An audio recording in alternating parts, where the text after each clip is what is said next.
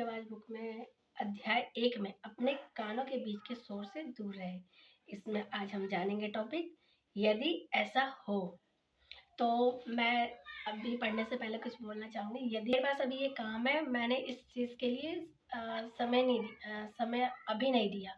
उस चीज़ को मैंने कहा कि आगे कर लूँगी, बाद में कर लूँगी, तो इस तरह से वो मेरा काम सफल नहीं हुआ। तो और दूसरी बात ये हो सकती है कि अगर जो भी मैं सोचती हूँ कि अगर मैंने ये नहीं किया तो कल क्या होगा, आज क्या होगा और अभी क्या हो गया, बस हम इन 3 चीज़ों में फँसे रह जाएँगे कि अभी कैसे वो बीत गया और अभी क्या होने वाला है और अभी मैं क्या कर रही हूँ। बस हम सोचते रह जाएँगे, उस चीज़ को हम कंप्लीट नहीं कर पाएँगे जो हम करना चाहते हैं। तो किसी भी गोल तक पहुँचने के लिए पहले हमें सही रास्ता ढूँढना होता है और उस चीज़ पे विचार करना होता है। और ये नहीं सोचना होता है कि जो बीत गया उसके बारे में सोचना नहीं होता कि वो बीत गया। बस उन चीज़ों से हमें सीखना होता है कि हमने कहाँ गलतियाँ करी है, उस चीज़ को वर्तमान में यूज़ करना चाहिए। उस चीज़ को करते हुए भविष्य तक जाना चाहिए, ना कि अपने कल को और आने वाले कल को जोड़ के अपने आज के दिन को खराब करें। मैंने तो ये समझा है। अब आगे पढ़ते हैं प्रेम रावत जी ने क्या लिखा है और हमने उनसे पढ़ के क्या सीखा, वो हमारे विचार है। और सभी इसी तरह सभी लोगों के अलग अलग विचार होते हैं, एक टॉपिक से अलग अलग विचार होते हैं। तो आप अपने विचार भी कमेंट कर सकते हैं और बता सकते हैं। और अगर आपको ये प्रेम रावत जी का बुक स्वयं की आवाज़ बुक अगर आपको परचेज़ करनी होगी तो ये ऑनलाइन आपको मिल जाएगा किसी भी ऐप पर। और अगर चाहिए होगा तो मैं लिंक डाल दूँगी राज विद्या केंद्र के प्रोडक्ट पे, तो आप वहाँ से भी परचेज़ कर सकते हैं। तो इस बुक को पढ़िए और समझिए।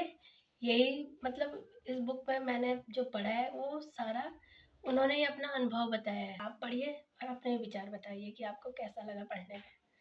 बस अब स्टार्ट करते हैं हम आगे। टॉपिक है यदि ऐसा हो।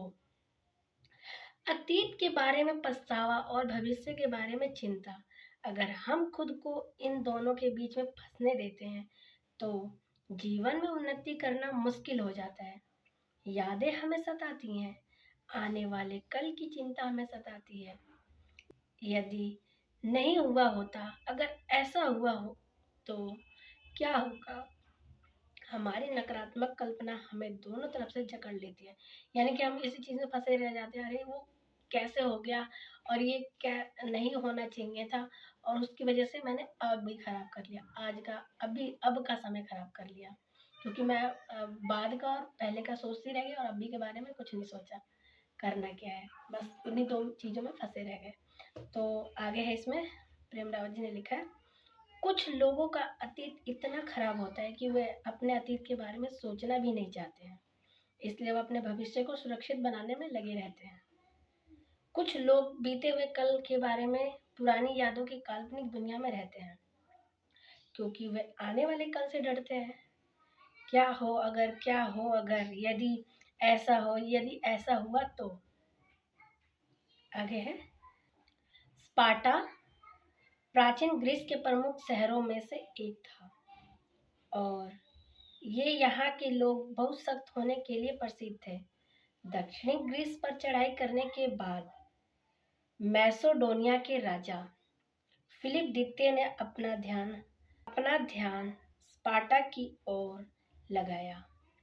यूनानी लेखक प्लूटार्क का एक कथन हमें बताता है कि फिलिप ने एक संदेश भेजकर स्पार्टनस से पूछा कि वह उनके यहाँ एक दोस्त की तरह आए या दुश्मन की तरह। आगे है, कैसे भी नहीं, उन्होंने जवाब दिया। फिर फिलिप ने एक और संदेश भेजा, मैं आपको सलाह देता हूँ कि बिना देर किए आत्मसमर्पण कर दे। यदि मैं आपकी धरती पर अपनी सेना लेकर आया तो मैं आपकी फसलें बर्बाद कर दूंगा, आपके लोगों को मार डालूंगा और आपके नगर को नष्ट कर दूंगा। आगे है, एक बार फिर स्पार्टनस ने केवल एक शब्द के साथ उत्तर दिया। यदि फिलिप ने फिर कभी भी स्पार्टा पर कब्जा करने का प्रयास नहीं किया। आगे है, क्या हो अगर, क्या हो अगर, क्या हो अगर, हो सकता है इस मोड़ पर हमें रुख अपनाना चाहिए जो स्पार्टनस ने अपनाया और अपने डर को दूर किया। हमारी नकारात्मक कल्पना और दुविधा के घने बादल जिस सच्चाई को छुपा देते हैं, हम उस जिंदगी को भी जी सकते हैं। यहाँ दुविधा और उनके प्रभाव के बारे में एक कहानी है। एक बार एक रानी थी और उसके पास एक बहुमूल्य हार था। एक दिन वह बालकनी पर अपने बाल सुखा रही थी। उसने हार को उतारकर एक हुक पर टांग दिया। एक कौवा उड़ रहा था। उसने हार को धूप में चमकते देखा, उसे उठा लिया और उड़ गया। इससे पहले कि वह बहुत दूर जाता, कौवे ने हार को एक पेड़ पर गिरा दिया और ये हार एक गंदी नदी के ऊपर खड़े उस पेड़ की एक टहनी पर अटक गया। आगे है, जब रानी अपने हार की जगह पे पहुंची और उसे गायब पाया तो उसने हल्ला मचाना शुरू किया। किसने चुराया मेरा हार? वह रोने लगी। उसने सभी को हार की तलाश में लगा दिया, लेकिन हार नहीं मिला। उसने राजा से कहा, जब तक मुझे अपना हार नहीं मिलेगा मैं खाना नहीं खाऊंगी। आगे है, राजा को बहुत चिंता हुई। उसने अपनी सेना और अन्य लोगों को हार की तलाश के लिए भेजा, लेकिन वह नहीं मिला। राजा ने अंत में ऐलान किया, जो कोई हार ढूंढ के लाएगा उसे मैं अपने राज्य का आधा हिस्सा दूंगा। फिर लोग सचमुच हार की तलाश करने लगे। आगे है, अगले दिन सेनापति पेड़ के पास से गुजरा तो उसे लगा कि उसने नीचे नदी में हार देखा। नदी में हार देखा उसने। वह तुरंत गंदे पानी में कूद गया, क्योंकि उसे आधा राज्य चाहिए था। देखो उसे लालच आ गई। अब देखो क्या होता है इसमें। मंत्री ने सेनापति को कूदते हुए देखा और उसे भी लगा कि उसने हार देखा, तो उसने भी छलांग लगा दी। सेनापति के बाद मंत्री भी कूद गया पानी में। अब आगे है, राजा ने अपने सेनापति और अपने मंत्री को नदी में कूदते हुए देखा, वह भी कूद गया। अब सेनापति, फिर मंत्री, अब राजा भी देखकर कूद गया। फिर होता है क्या होता है इसमें देखते हैं। क्योंकि राजा अपना आधा राज्य किसी को नहीं देना चाहता था।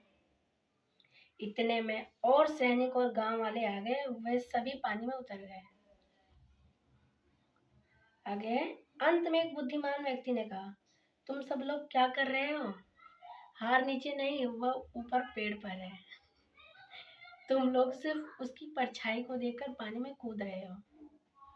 राजा ने कहा, ये हार तुमने पाया है, मेरा आधा राज्य तुम्हारा हुआ। बुद्धिमान व्यक्ति ने कहा, धन्यवाद, लेकिन मैं जैसा हूं वैसा ही खुश हूं। आगे है, हम अपने भ्रम की ओर भागते हैं। अपने सबसे बड़ा भ्रम यह है कि हमारे जीवन में जो भटकाव है, हम वही चाहते हैं। हमारे अंदर की सच्चाई, हमारी उम्मीदें जो अधिक सुखद और आश्चर्यजनक है, जिसकी हम कभी कल्पना भी नहीं कर सकते हैं, और उस असलियत से जुड़ना हमारे लिए संभव है। तो यही है कि प्रेम रावत जी ने इसमें यही समझाया है कि हम ये सोचते हैं कि कल क्या हो गया, अब क्या होगा, और इसके चक्कर में हम अपने आज को खराब कर देते हैं। उसी तरह ये राजा की कहानी बताई उन्होंने कि हम क्या हो, क्या हो अगर हम ये सोचते हैं। तो उन्होंने ये कहानी सुनाई है कि रानी